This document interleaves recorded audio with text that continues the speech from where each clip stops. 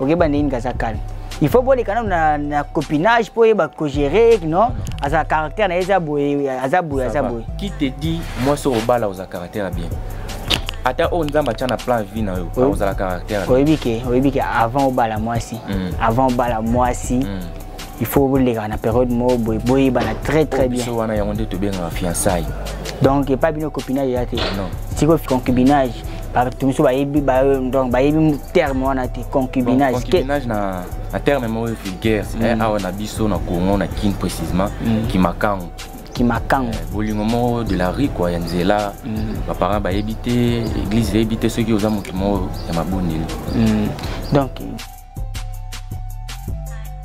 salut, bonjour, c'est votre frère Jonathan Jojo Kapanga. C'est votre émission que vous suivez tout le temps, Débattons-en. L'émission Débattons-en reçoit souvent les jeunes, les étudiants, les étudiantes, tout le monde. Donc, on reçoit souvent les jeunes. Alors, derrière la caméra, c'est mon frère, mon caméraman privé, Emmanuel Chika. Je te salue, mon frère. Du côté montage, c'est Jonathan Bikaï. Alors, on a une équipe, on a besoin de Moukolo. Papa va avant place aux ans, on a besoin de Mbote. Respect. Donc, il y a une émission Bolinga Mingi, Débattons-en. La fois passée, on avait parlé sur les copinages. Aujourd'hui encore, Tozongeli copinage, deuxième épisode. Alors, je vous demande juste de vous abonner. Merci d'abord déjà s'abonner déjà. Donc, na YouTube, komika mukulu TV, s'abonner. C'est très simple. Yope ndeko maman, grande sœur, petit frère, petite sœur. Yozolanda biso, c'est le temps au s'abonner pe au kotika na YouTube au Beti Mukulu TV au kozwa biso. Donc abonnez-vous massivement. Makama bien eza na Mukulu TV. Donc okuta ba biso ba émission téléphone Jésus, Débattons-en, émission aboya kitoko. Okuta pe ndeko nanga Marlène, on a pesi mbote. Donc ndeko nanga Marlène, va ça la émission na Mukulu TV. Donc abonnez-vous, continuez toujours à vous abonner. Donc là je vois tout le monde qui nous suit depuis États-Unis. Là, je vois mon frère Isaac. Je te salue. Pas Isaac mais mon frère Isaac depuis États-Unis. La PC Mbote, Zolanda Bisson à Paris, papa Bavona, maman Thérèse. Donc, Bananion, on a PC Mbote. Depuis Angola, Congo, Brazzaville, nous sommes besoin de Bisson partout. Je vous salue. Alors, aujourd'hui, on reçoit notre frère Isaac. Na salaki déjà annonce que toyamba Isaac azaki parmi bateau na invité qui lelo vu que Mboula paye déranger aye lelo a se retrouver yemoko il n'y avait pas moyen que toi annuler l'émission to sali quand même émission. Alors Ndeko, bonjour. Bonjour. Vous allez bien? Ouais, santé bien. Ça va? Par la grâce de Dieu. Je pense que votre nom c'est Isaac Mavinga. Présentez-vous Balandake toyambi Isaac Mavinga. Ouais, salut chers téléspectateurs, depuis quelque part vous vous tenez. Moi c'est Isaac Mavinga.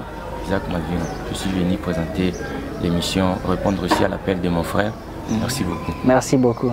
Donc Isaac Mavinga, boyoki yemoko alobi ki aye ko répondre na appel na biso, to na ça qui appelle aza parmi bato ba bengaki. Balobi non Jojo nalandaki yo, je me suis même abonné. Donc abonné na biso. Aye pe ko présenter émission na biso. Donc yo peso lingo leka awa na studio na biso na plateau na biso place ya kitoko boy. Contact non ba numéro est affiché ko benga biso ngamo na pesa numéro na na suka ko benga on va te recevoir.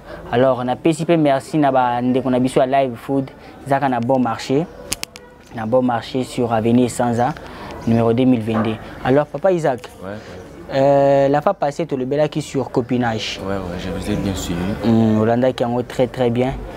Les lopés, il faut apporter un plus dans copinage. Ouais. Donc, Tolingi, Tobanda, Tokobanda. Ouais. Sentez-vous à l'aise? Hein? Non, il n'y a pas de problème. Ça va. Ouais, problème exacté. Alors, copinage. Tant que vous pouvez copinage, et son arrendé na matoina. Bon, copinage, ils ont juste synonyme, il y a concubinage. Donc, concubinage, nous ne comprenons pas bien. Copinage, ils ont juste peut-être synonyme. Mais on a arrêté na concubinage. Ce que tu as dit, concubinage, tout le terme concubinage. Concubinage, un terme vulgaire. On a dit ça, on a kin précisément, qui m'accant. Kimakango. Bolingomo de la rue quoi, Yanzela. Mes parents ba habité, église habité ceux qui osent mokimo ya maboneli. Donc tant que pour yoka copinage, ezala kitoko vivre en copinage ou bien c'est comment?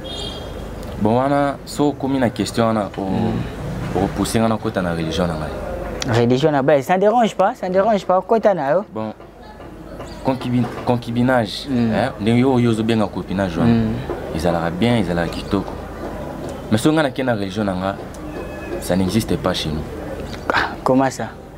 Ouais, ça n'existe pas parce que ce n'est pas biblique. Ce n'est pas biblique. Parce que le copinage, moi, mariage, moi, imité. Dans le cadre, moi, en dehors de la volonté de Dieu. Donc, être réunis par votre propre volonté.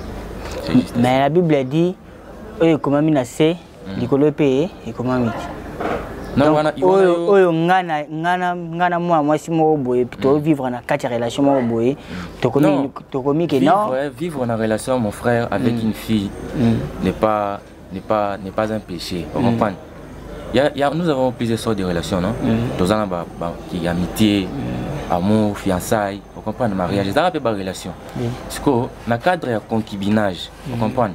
Concubinage des années mariage mon beau mais un na bino.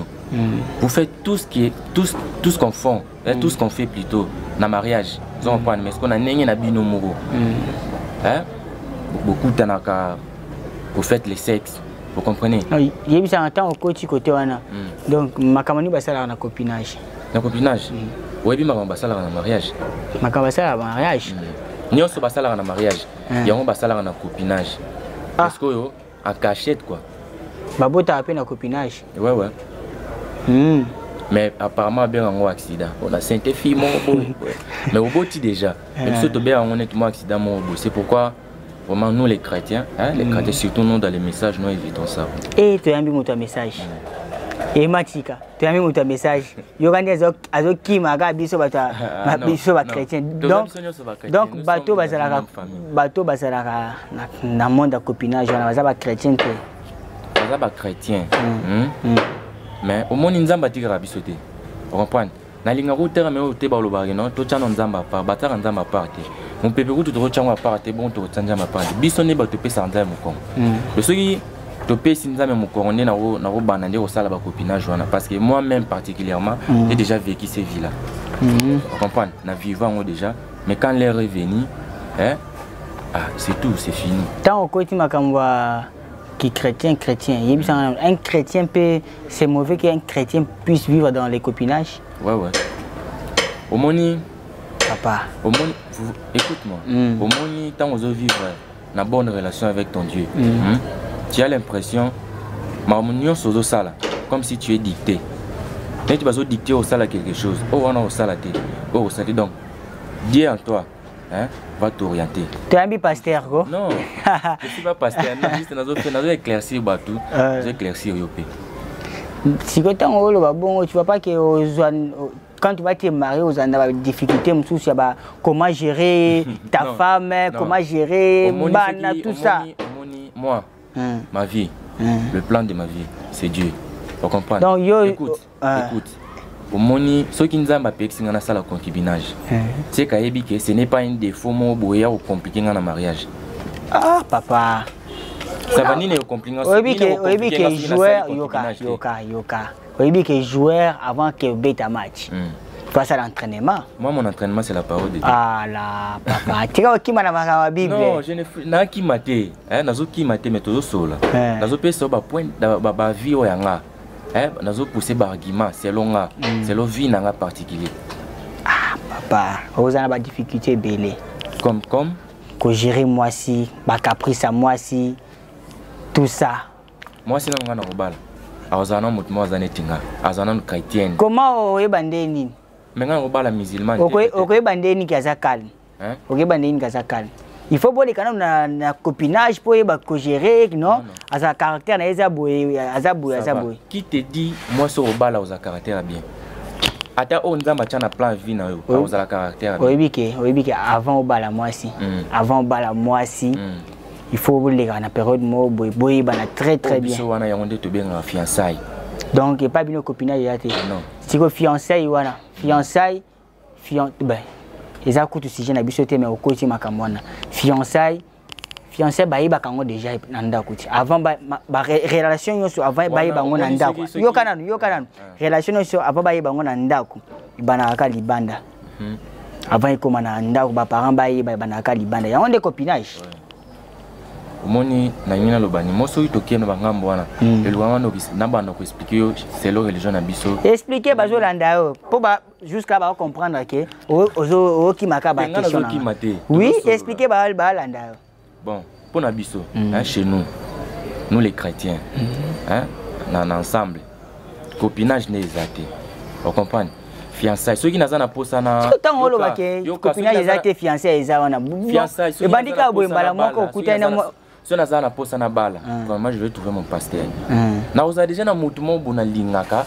et que na pointa selon ndenge ngana nzambe na ngato solo laki on comprend nzambe nda ko dicter ngai ako salama moi plaisir moko na fille moko boye à propos na nga okoyeba ndeni ke nzambe ayibisinga mais chacun a sa relation avec son Dieu okoyeba ndeni ke nzambe yo ça t'arrive jamais au lingo bima esprit ne simito bima mais on sait le mot très important pour toi oui que ba esprit eza ebele ouais je sais c'est pourquoi okoyeba ndeni oza ya nzambe o nzambe te okoyeba parce que azalaka na ngai nyonso qu'est-ce qui prouve que azalaka caméra romona été yo romona été mama yebi oui que ba lando ba wika ke okimi non na kimi oui okimi na kimi te one tozaka na sujet quand tu dis que yo fiancé bala moko e banaka libanda avant ba parents ba libanda mais moi so nga fona bala a ozana no chrétienne peut-être puis église na ngai peut-être ceux qui na lobi église na nga peut-être il y a église na il y a en dehors il y a ville na biso mais une église na biso pour biso to bala libanda te mais autour de ba ke pasteur donc oui ça passe ceux qui na lingi na tena bala na kini et qui na kibala peut-être na Mwanda ville d'origine na ngai donc na Mwanda na moni jeune fille mo boa plaire nga je trouve le pasteur ça pour ça na bala mais selon ma expérience personnelle nga avec mon Dieu na CP na CRT là on comprend donc ça pasteur c'est alors le pasteur on comprend a ça la formule mo boye na kuta na serre na solo inae si elle est d'accord na kina mwana na famille na ya mwana famille na nga début fiançailles ya mwana on comprend donc tout ça la makambo vraiment nzambe aza d'accord ezati ke biso mona coin na lingi bo non les pasteurs d'abord faire le courant parce que ils ont les can église lui il est le berger il y a une fois ba nyonso ils ont les can église pasteur ningi na mandoté atena na wenze jamais nga na okina mamu na wenze na mandoté fona zo accord à pasteur na ngai ke na zoté na pasteur na ngai yebi quoi donc nyonso tout ça la faut pasteur aiba parce que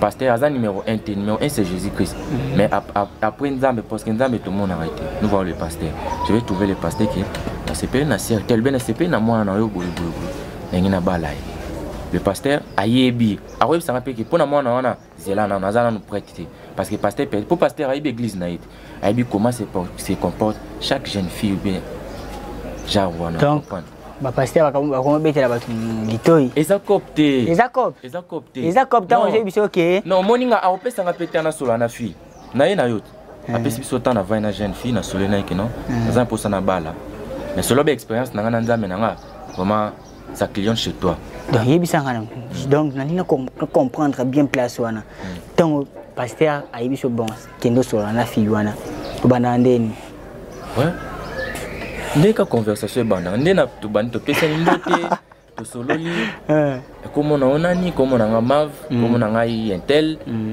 vraiment bon si j'ai na eli na yo awa na kutanga na pasteur ngaza posa na bala bref na poponga za ngam maswa milaité na posa na bala selon ma expérience na ngai na nzambe na nga vraiment ça clienté chez toi naza posa na bala mais yo ndesko na linga na linga bala c'est comment chez vous à la fille peut-être aussi un moment à réfléchir à ce la peine nzambe na ena ndenge na ye vous comprenez ce qui selon relation na nzambe ne confirmer que aza prêtre ko bala na fiançailles bandi wana na ko mona na famille na ye pa ye na famille na nga bon naza pasteur peut-être naza tena ba verset biblique on va prier mais je sais que c'est ça donc quand yo mbala moko ayibiso ka ça va non fiançailles bandi mbala moko oui mais fiançailles to bandi procédure na mission mariage deux exemples lelo ukutana donc omoni mwana mwasi mo wa sepelisi oyebisi pasteur ngai mwana mwasi wana ebeti ka boke non il faut na bala mwana mwasi wana na église. Non, au moins tant na juka maloba na wana ndina apesa exemple. Oyebisi pasteur. Pasteur non, moi so ifona bala moi so wana. Atindi yo kendo so wana moi si. Tango kende, osoyena moi si yepa ki raisonner, ayo pe se réponse oui, papa Isaac na sepeli, bala moko fiançailles. Tango sepeli bon. Parce que pasteur ndemo ta wana kondo ebiso. Po biso za toza na spiritualité mais ate na niveau ya pasteur. Le pasteur est-ce qu'on va procéder que non moni na niveau bokomi. Faut bo sala boy. Na na sala ngote. Mais na za na moi connaissance. De so ngomba no kota na ba profondeur. Avant beaucoup mana et pas ba parents et bana. Malgré pasteur ayebi yango. Ayebi yango donc ils ont entre binomi balé avant ba parents ba yeba. Et là on trouve bien en copinage té. Ils ont copinage té. Ils ont déjà qui fiançailles pour pasteur ayebi. Ils ont qui fiançailles. Au moni bis donc ngapo na nga. Réponds na ils ont qui fiançailles toi ils ont. Écoute. Pour parents ba té la complication té. Na comprendre période wana avant ba parents ba yeba. Période wana pasteur ayebi. Tobo était pasteur ayebi. Avant ba parents ba yeba parce que tu viens de dire que fiançailles ba yebi en oté mais nzamba ayebi. Parce que mes parents ezara et lo comment confirmation mo boy. Tozana nous hein tozana avant même na okesomba elamba. Moto okesomba la oyeba te mais yo préparer déjà mbongo hein on préparer déjà ningi na solo nae ce qui longo ba na 25 nga peut-être na comme c'est na 15 000 hein ya oyeba te mais yo déjà tu te prépares. Vous comprenez ezam moi genre mo ya bongo. Donc aïe nazo solo na pasteur na jeune fille. Nazo sala maman boye en dehors au thé maman donc est-ce que oyoki souci na eza naïba ka eza copinage tant wana avant ba parents ba yeba kasi ezani eza copinage te ezani pesa ngo comme eza ba démarche na osala pour maman na libala parce que na déjà ta démarche eza ma batama démarche na obe ngo bongo waaw Jonathan Bikai balobi eza ta démarche.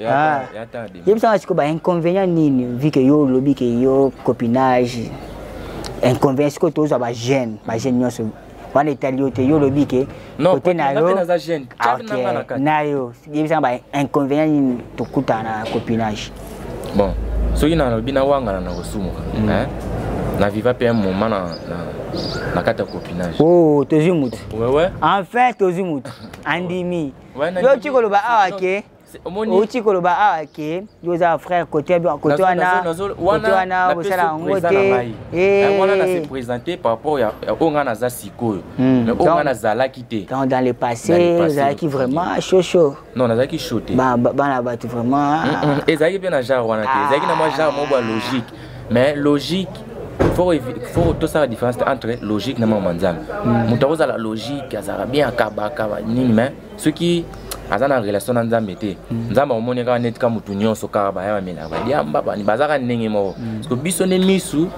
tout le monde a on a la logique bobo vous pas bien que na mando ça on a logique mais elle est ka volonté nzambe te toke dans le passé dans le passé au vivre pe na copinage ouais ezali ndeni ouais ezali bien bita biso masolo nana e bana ndeni oh nazaki jeune malgré ça autant pe comme on a ça pe de hôtel bita na masolo ezali ndeni non Betana masolo za indeni bana indeni. Nazaki encore très jeune, je crois 15 ans.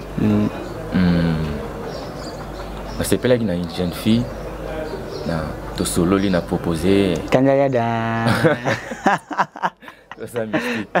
Ouais to bandi bolingo. Bon, ils arrivent bien, ils arrivent vraiment très bien vraiment. Est-ce que ba inconvénient no kutaki kuna na copinage vu que ngama kama copinage. Donc là moi aussi ils en a deux chemins, il y a le bonheur et le malheur. Au coup de moi, si mon sous vraiment à saluer va bien, hein, à soigner au pays. Va bien. Oui. Neti.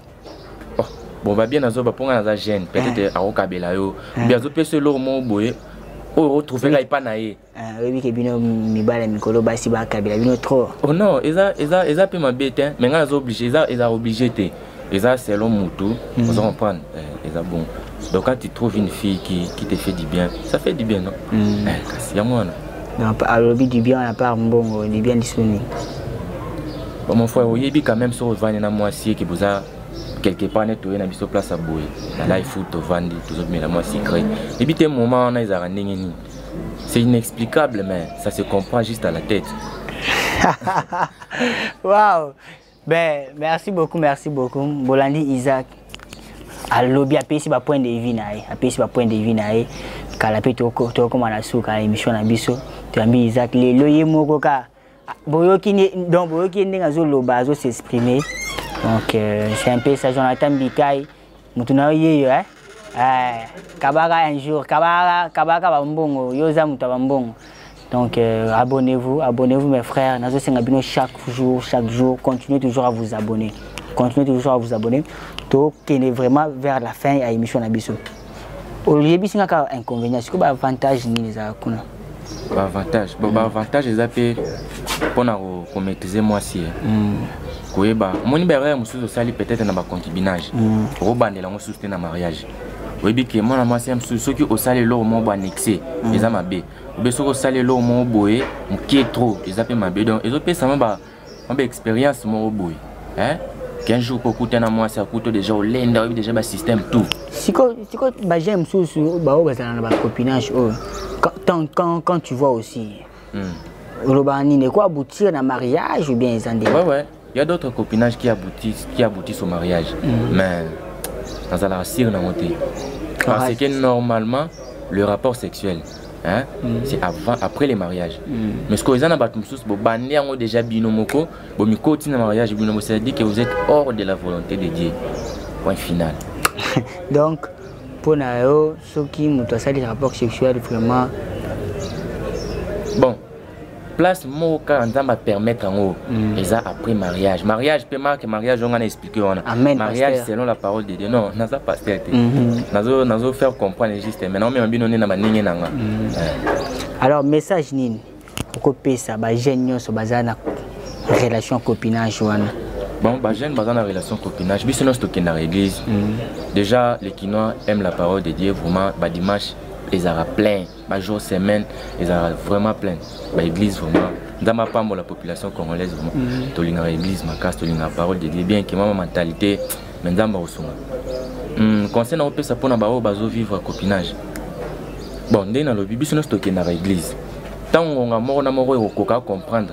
Les amas comme sous, ceux qui nous ont commis pas na yo, bah oui, sauter que ça m'a bien même, on me consentir et comme gêner et comme au tic comme qui au tic dans le pédant. Les amas bé. Pratiquement. Copinage à ma bé. Batika? Non. On est obligé de monter batika parce que. Ils ont conseil. Ouais, ils ont conseil. Mais ceux qui n'ont le but que batika, on a peut-être net intimidé. Mais par rapport aux gens qui ont tout expliqué, on comprend ce qu'ils ont bientôt ma bé. Bon, ceux qui paient au salon, on a ignorance. Parce que les péchés, l'ignorance, on est à compter parce que au monde tu as filmé mon paka. Est-ce que bâton va noter à Rabon? Pas vraiment. Bah il va le banzam. On doit s'amener à Rabakoko. Bah il va quitter bah coufi sous l'ignorance. Na habiter nzambe au sala nini pona bango. Mais biso ba tozoka le banzam to yebi ba principe to za moyen ba bible na ba téléphone na ba ndaku ba livre to tanga te bi que eza vraiment ma bé même ceux qui toke na ba monde obscur ndé to yokara ba témoignage pe ça marqué. Rapport sexuel avant mariage, je coucher dans ma démon. Zablo au monde bajar, ils ont pratiquement ma bé. Ils ont même bazo ça la vie à concubinage, nzamba système bino. Vraiment à convaincre à travers là. Peut-être mais yo moko. Moni ceux qui n'aiment ce que je tigaboy. Ayam sous nos convaincre. Mais il arrive un moment, yo mo vraiment sentir non fanatique. De comprendre de toi-même. Personne ne t'a forcé la main, tu as compris de toi-même. Dans la année pour ça, dans ma visite, mon comme au 4 nabango, à faire comprendre bango que vivre zama bé. Amen. Pesa pe ba salutation to comme presque na suka. Ouais. Pesa na salutation na ba onyo so ba landa, oyebisi bango ba s'abonner na chaîne Abiso Mukulu TV. OK. Merci beaucoup pour l'équipe, merci pour notre numéro, je vous salue tous. Merci. Déjà, je salue tous les téléspectateurs depuis quelque part vous tenez. Abonnez-vous sur la chaîne Mukulu TV. Vraiment, merci. Bah, mbote, pas bat. Non, bah, téléspectateur, bah, Robaland. Merci beaucoup, Papa Isaac. Le répondre à l'invitation à Biso Mukulu. Le vu que Bimisi va passage biblique, le biga que non, Biso va chrétien, Biso va chrétien. Un passage biblique, Toyo qui a un pété. Je suis naza chrétien depuis enfance nanga. Mais na comprendre ma Jésus-Christ bien, moi retard. Alors maîtriser ba verset biblique wana pour nanga ezana bon na yebi ndambo et pour na ko combiner on a sujet mo boy bon moi faut na koma na prévoir boy malamo boy comment nous avons des difficultés. Merci beaucoup, hein? Merci beaucoup. Merci. Je pense que c'est ça mon soukate. Oh non. Ah oui, ça peut ça peut Mtoana qui a s'abonné à la chaîne. S'abonner. Ok. Tu comme presque na souka. Là, nous profité na ça peut salutation nanga et papa Bavon le père. Papa Bavon y mon quoi yebi, maman Thérèse, on a maman nanga. Peso mbote place aux arts, na peso maman nanga wa botinga pe mpesi mbote trop de bisous. Ma mère que j'aime trop, na pesi mbote maman Agnès Chika Ndoya Emmanuel Chika. Na pesi pe secrétaire privé nanga Dalia Kapinga Emazo Seka. Na pesi mbote, na pesi pe Asi Nabiso, na pesi mbote, pesi donc toute ma famille, pesi bino mbote, na pesi les grands bâtonniers. Junior Baloba, Jonathan Bika, na pesi mbote, Gelor Bukasa Boukson, na pesi mbote. To comme presque na souka, mais avant aussi cette émission na biso, to na étape na biso ya souka. Quelques minutes car to si cette émission paf malamoko to kati. Étape ya souka za boy. To modika loboko. Au sali boy. Au juré. Je jure de dire la vérité, rien que la vérité. Donc tout ça là ensemble, teka boy. Je jure de dire la vérité, rien que la vérité. Eh, Yemoko a juré. Na forcé été? Bon, forcé, t'es na forcé ou t'es? Ça va, allons-y. N'a déjà mon vérité parce que j'ai vu sur le côté là. Yebisa en casse. Depuis que bon moi là au Siko. Tu as eu combien de copines? 3. Ali aussi ça n'a âge-ni. Première fois j'ai 15 ans. Deuxième fois 17 ans. 17 ans. Troisième fois 20 ans. Siko aux années. Point. Mais parce que vous comprenez tout ça récemment. Siko tant on sait qu'on déjà on a péché. Ouais, ça qui n'a ça ignorance. Ah. Vous déjà baptême. Ouais. Donc au Tignos. Siko yebisanga. Yebisanga pour vieux glodi à Zolanda. Ouais, je sais. À Zolanda. À Pessinga va bon pour la pomper. Ça va. Si qu'on a moins kuna au ticket point. Bon, on a ticket parce que c'est fini. Tant qu'ils ont récupéré. Bon, on a perdre ma relation. Aïe bisinga au sali mabe belé. Ah, on y collier. Bah oui, c'est séparation dans les a. Comment les nègres? Hein? Beloti. Nani? Beloti. PC Mbote. Na PC Mbote sur total. Ah, c'est la cala. Ouais. Il faut éviter que n'atteigne comme on a. Na PC Mbote déjà place à ça. Na lingara mingi. Beloti, to PC Mbote lingara mingi. Ok, bise ni place à ça. À part na lingara mingi. Soka yeka boy Isaac. To bande la relation na biso. Bon na yebi pa maman nzambe te, comprendre. Yo mais on nyosela maman nzambe boyzani. Ah, nzambe okita kuna bo. Ah, to komi na suka. Emmanuel Chika yinda simbaki caméra. Nga c'est votre frère Jonathan Jojo Kapanga. Si vous voulez me contacter, composez juste le 081 671 48 30 081 671 48 30 ou soit le 085 351 54 55 ou soit sur la page de Facebook